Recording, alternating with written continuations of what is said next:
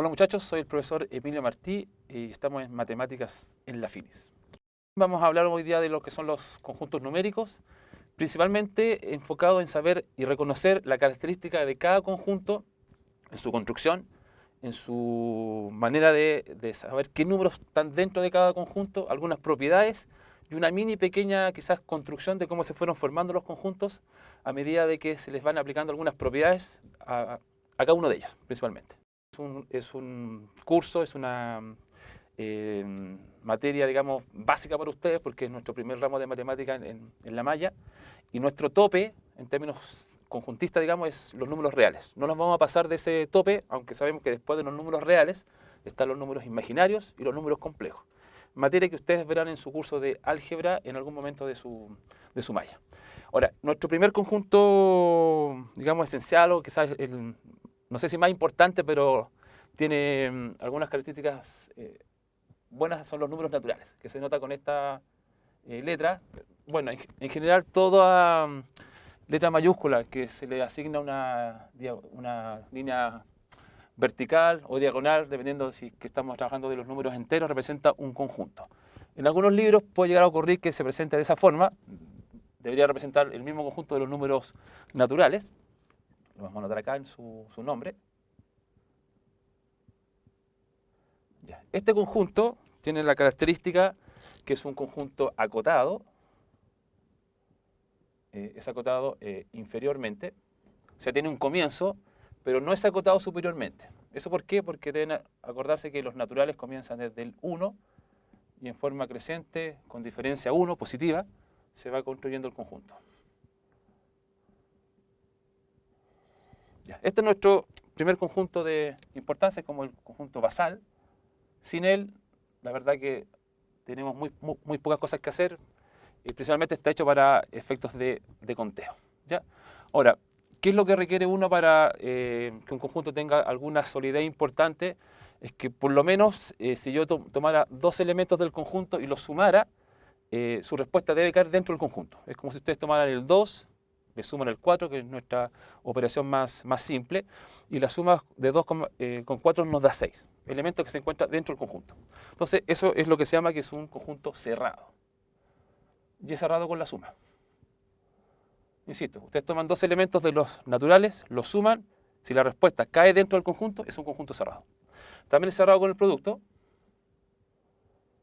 porque si ustedes toman dos números naturales y los multiplican, no importa el orden, recuerden que los naturales son conmutativos, eso significa que si ustedes multiplican 2 con 3 y 3 con 2, les sigue dando la misma respuesta que 6. Si ustedes toman entonces dos elementos de los naturales y los multiplican, su respuesta sigue estando dentro del conjunto. Ahora, lo que no sucede, y ahí empezamos a hacer la construcción más general, es que dentro de muchas propiedades que uno puede definir a un conjunto se encuentra la propiedad del neutro aditivo.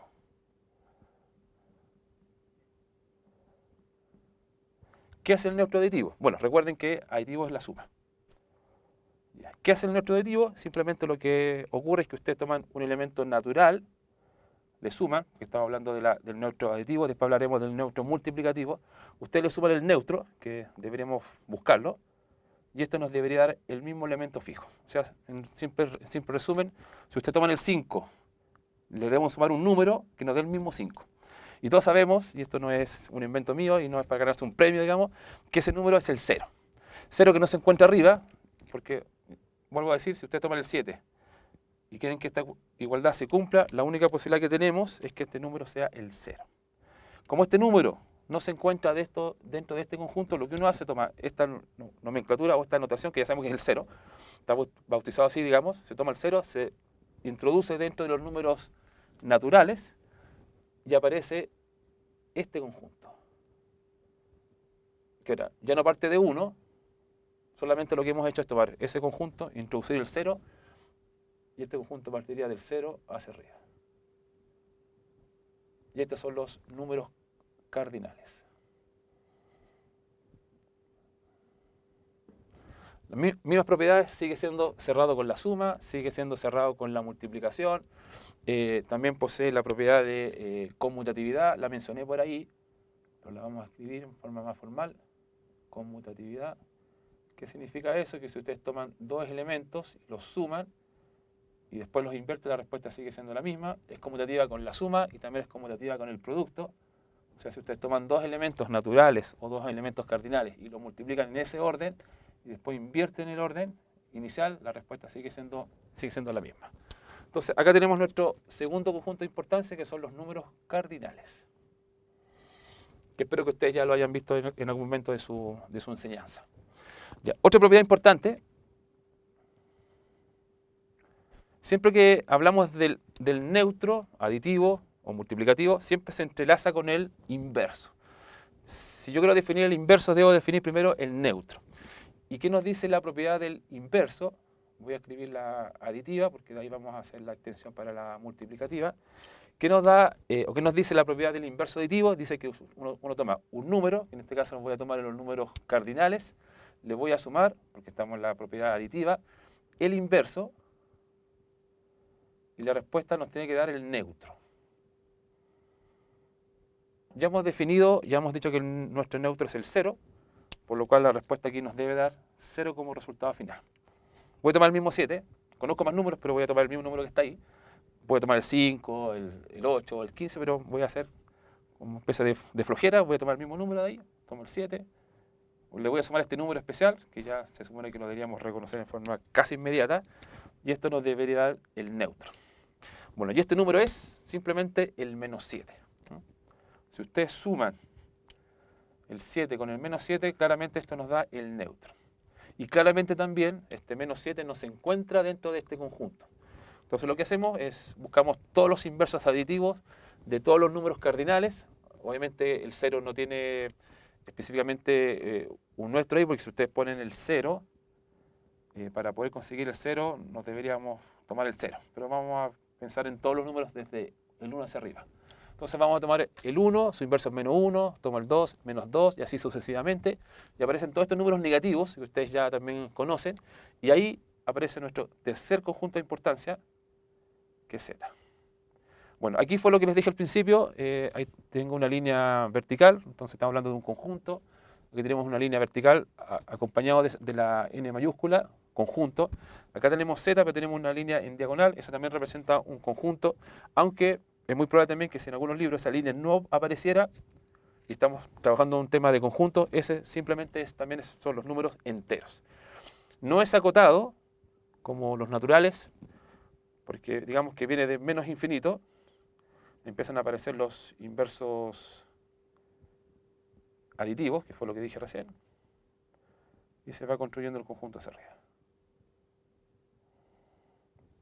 Ya. Nuestro tercer conjunto de importancia.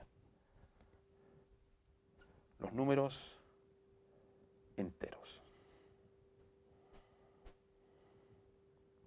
También es cerrado con la suma, también es cerrado con la multiplicación, también es conmutativo, también es asociativo y posee muchas más propiedades respecto de los naturales y respecto de los cardinales. Hasta ahora hemos definido los naturales, hemos definido los cardinales y hemos llegado a Z. Y recordemos, y lo voy a volver a escribir para que lo usemos para el siguiente conjunto que vamos a construir. Recuerden que este venía desde los negativos. Menos 2, menos 1, 0, 1 y hacia arriba. Acá tenemos a los naturales. Acá tenemos los cardinales. Bueno, y lo dijimos recién, pero lo voy a quizá abusar un poco de la notación, ya que tenemos a los números enteros. Recuerden que este se construye a partir de ese, aplicando la propiedad del neutro aditivo. Ese fue, digamos, construido o pensado respecto de ese con los inversos aditivos. Todo con la suma, y así que ahora vamos a hacer la misma secuencia, pero con el producto. ¿Ya? Entonces, vamos a una tercera propiedad, que es la búsqueda de los inversos multiplicativos. ¿Cuál es la propiedad de los inversos multiplicativos? La misma en términos conceptuales de los inversos aditivos, pero en vez de suma, producto. Entonces, ¿qué vamos a tener? Vamos a tomar un número Z, que es nuestro tercer conjunto, lo vamos a multiplicar, estamos en multiplicación, con un elemento, que es el inverso, y esto recuerden que nos tiene que dar el neutro. pero no el neutro con la suma, sino con el neutro multiplicativo. Ya, el neutro multiplicativo no lo voy a escribir, pero en el fondo es un número que multiplicado por uno fijo no es del mismo número fijo. O sea, si tomo el 6, la pregunta es, ¿con qué número lo multiplico para que me dé nuevamente el 6? Y ese es el 1. ¿Ya? Así que aquí tenemos simplemente el 1 como resultado. Ejemplo, no tomar el 7, así que ahora, no sé, voy a tomar el 5. Lo voy a multiplicar por un número que lo deberíamos determinar, que después de escribir la ecuación espero que no sea tan difícil de deducir. Y esto nos debe dar 1. Ese número, pensando quizás en una especie de ecuación de primer grado, es un quinto. Si ustedes toman el 5 y lo multiplican por un quinto, la respuesta claramente es el 1. Este un quinto claramente no se encuentra dentro de los números enteros, así que en el fondo este conjunto no satisface o no cumple la propiedad de los inversos multiplicativos. Entonces lo que vamos a hacer ahora es tomar todos los inversos multiplicativos y los vamos a introducir dentro de Z. Este conjunto se va a expandir y va a aparecer un nuevo conjunto. Entonces, por ejemplo, si tengo el 3, va a aparecer en un tercio. Si tengo el 7, el número pensado anteriormente, nos da un séptimo. La pregunta es, por ejemplo, ¿cómo construyo el 4 quintos? Porque el 4 quintos no lo puedo construir pensando en los inversos, porque si lo pienso como inverso multiplicativo, debería pensar primeramente en 5 cuartos, pero el 5 cuartos no es un z. Pero aquí nos vamos a hacer un pequeño truquito, una pequeña magia matemática. Vamos a poner que el 4 quintos es simplemente 4 por un quinto. O la suma sucesiva de un quinto 4 veces, o sea, sería un quinto más un quinto más un quinto más un quinto. Pensemos un producto, porque quizás para no escribir tanto. El 4 sí es un z. Y en un quinto se puede fabricar. ¿Por qué? Porque es el inverso multiplicativo del 5. Por lo tanto, este número que no se puede encontrar con el inverso multiplicativo en forma directa, sí se va a poder construir pensando en el producto entre un z, conjunto inicial, para construir el siguiente conjunto, y el un quinto. Y el un quinto se consigue con la propiedad del inverso multiplicativo. Y de aquí entonces aparece un cuarto conjunto, que son Q con una rayita en diagonal. Estamos hablando de un conjunto. Y estos son los números racionales.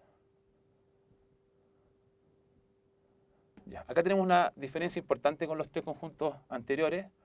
Aquí no voy a poder hacer esta secuencia de empezar a definir punto tras punto, porque si, por ejemplo, se me ocurre en algún momento poner el menos 4, el siguiente, inmediatamente siguiente, no es menos 3, aquí en el eje real ponen menos 4, por aquí se encuentra el menos 3, por aquí se encuentra el menos 5.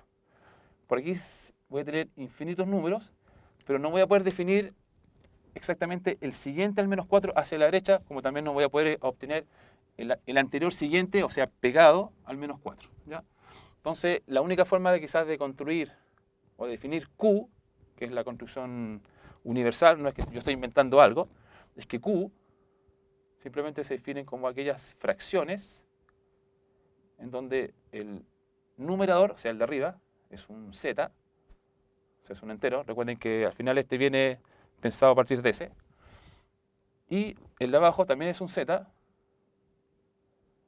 pero aquí ya empezamos a trabajar algunas cositas importantes que quizás en el colegio no las manejaban o no las profundizaban tanto como lo que tenemos que hacer en la universidad.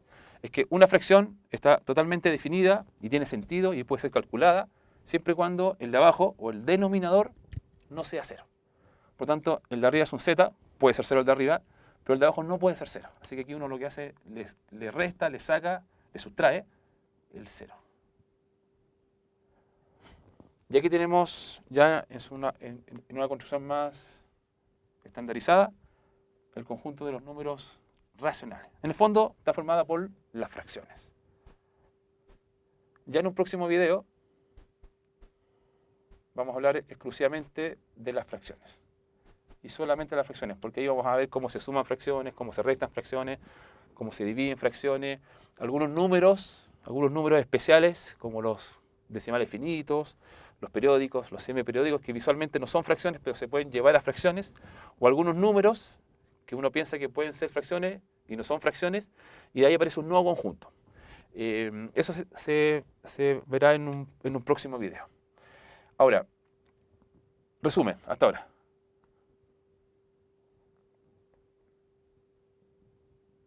Naturales. Después que construimos los cardinales. De ahí nos fuimos con los números enteros y hemos llegado hasta ahora con los racionales. Partida de 1, partida de 0, no tiene final, no tiene final, no tiene comienzo, no tiene final. Estructura especial porque no podemos hacer un conteo de ellos, solamente podemos decir que está formado por las fracciones. Hasta ahora tenemos esto, nos falta un pasito más para poder llegar a nuestra meta, que es llegar a decir cómo se llegaron, entre comillas, a construir, porque hay varias formas de hacerlo, o cómo podemos llegar a nuestro conjunto final, que como cuando comenzó este video, dijimos que eran los números reales. Les mencioné recién que el conjunto de los números racionales está formado por fracciones. Pero, por ejemplo, ustedes estudiaron algo quizás de trigonometría, pero para la BCU sí o sí estudiaron geometría. Y dentro de geometría, por ejemplo, ustedes tienen un cuadrado de lado 1. Y espero que no sea complicado. Uno puede calcular ahí la diagonal de este cuadrado usando Pitágoras o alguna fórmula conocida de cómo se calcula la diagonal de un cuadrado de lado A, y pueden llegar a concluir que la diagonal es simplemente raíz de 2. Entonces, la pregunta es, ¿raíz de 2 es un Q? Este símbolo es el símbolo de pertenencia. Lo único que estoy diciendo acá es lo que mencioné recién, es saber si el raíz de 2 está contenido dentro de Q. O sea, si yo aquí tuviera la línea y quiero solamente graficar fracciones, la pregunta es, ¿el raíz de 2 estará ubicado en algún lugar? Y para decidir eso, simplemente nos tenemos que preguntar si la raíz de 2 es una fracción. Si la raíz de 2 llega a ser una fracción, podríamos fundamentar sin problema que el raíz de 2 es un Q. Cosa que no es cierta. Les debo decir lamentablemente que el raíz de 2 no es una fracción, ¿ya? No voy a hacer la demostración, es un poco larga, no tiene sentido hacerla para nuestro primer video. La idea es que se animen para que podamos después trabajar con los videos que se van a ir produciendo durante el semestre y no cansarlos mucho, pero les puedo dejar como ejercicio, y esto lo pueden encontrar en cualquier libro más o menos interesante y seguro en internet, la demostración de que el raíz de 2 no es un Q, ¿ya? Así que esto no es cierto. Hay una dinámica de trabajar con pares o impares, elevaciones al cuadrado, y es bastante interesante. Si alguien por ahí quizás quisiera echarle un vistazo, ideal, súper bueno sería saber esa construcción. Yo no lo voy a hacer, ¿ya? No de flojo, sino simplemente porque para este curso no tiene mucho sentido. Entonces, si el raíz de 2 no es una fracción, la pregunta es, ¿dónde vive? ¿Ya? Si ustedes toman el raíz de 2 y lo buscan en la calculadora o en el celular, y ustedes manejan mucho esa maquinaria, van a llegar a 1,4142 hacia arriba. O sea, estamos diciendo que el raíz de 2 es un decimal infinito y más encima no periódico. Eso significa que este número, como otros tantos, por ejemplo, pi, que está ligado mucho a la circunferencia, la exponencial, un poco de estadísticas, probabilidades, logaritmos naturales de ciertos números, por ejemplo 3, y muchos más. Estos números son todos, y muchos más, por lo que dije recién, son decimales infinitos. Recuerden que hay decimales finitos también, lo veremos también en otro video más adelante. Decimales infinitos y más encima no periódicos.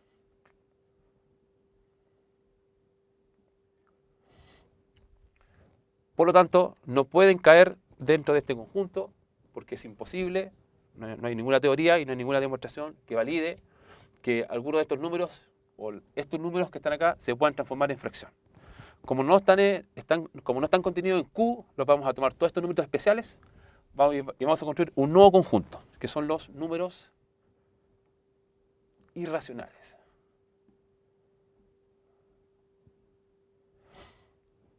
Que lo vamos a escribir con la letra Q asterisco. En algún libro puede suceder que esta notación no esté y los números irracionales lo escriban con la letra I.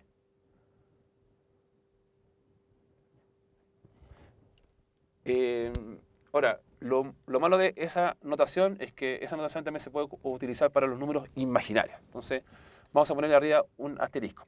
Tampoco la notación es tan buena porque en algún momento puede suceder que el asterisco se defina en términos de tomar ese conjunto y cuando uno le aplica el asterisco es como sacar el punto medio. Y el punto medio de Q es el 0. ¿Ya? Pero como notación vamos a decir que los números irracionales es simplemente Q asterisco. Ya. Por lo tanto, tenemos, y vamos a hacer un diagrama bastante conocido, no es algo que haya inventado yo por ningún motivo. Tenemos los naturales, después tenemos los cardinales, después tenemos Z, así fue construida nuestra parte inicial. De ahí aparecieron los inversos multiplicativos, tenemos Q, fuera de él, no puede estar dentro, porque si lo pongo por fuera, estoy diciendo que todo Q es un Q asterisco, cosa que no es cierta, porque unos son fracciones y los otros no son fracciones. Entonces por aquí fuera se encuentra Q asterisco.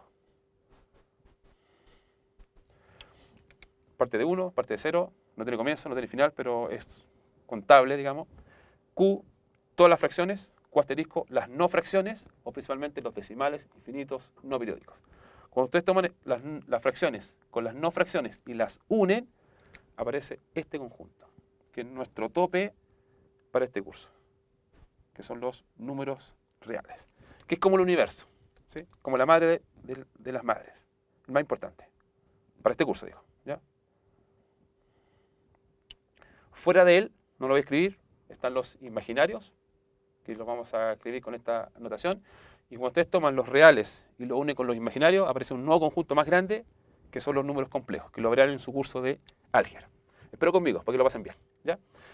Así que tenemos resumen, los naturales, cardinales, enteros, Q, Q asterisco y R. Ahora, ¿por qué es importante, y con esto ya vamos a terminar la presentación de nuestro video, por qué es importante conocer la construcción de cada conjunto o qué elementos viven dentro de cada conjunto? Es porque dentro de nuestra dinámica de clase, ya sea en nuestro curso inicial, cálculo 1, cálculo 2, álgebra, vamos a resolver posiblemente ecuaciones de primer grado, ecuaciones de segundo grado, problemáticas. Cada problemática va a tener su construcción. Pensemos, por ejemplo, en algo tan simple como una ecuación de primer grado. Lo voy a hacer aquí rápidamente. Por ejemplo, 3x menos 6 igual a 0. Esa es una ecuación de primer grado y los coeficientes, que son estos numeritos, son reales, no son n, porque tengo un menos 6, no son cardinales, pero sí son enteros. Entonces, podemos decir que esta es una ecuación que vive en z.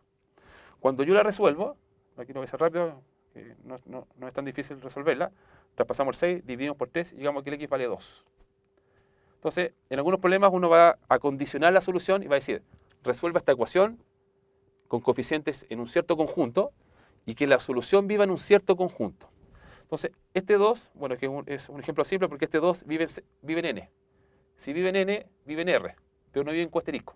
Entonces, si yo, por ejemplo, o el profesor indicado de su clase les pida resolver esta ecuación en Q asterisco o resolver esta ecuación en los irracionales, esta ecuación no tiene respuesta porque el 2 no es un decimal infinito no periódico. Con lo cual, la respuesta de esta ecuación tendría solución vacía.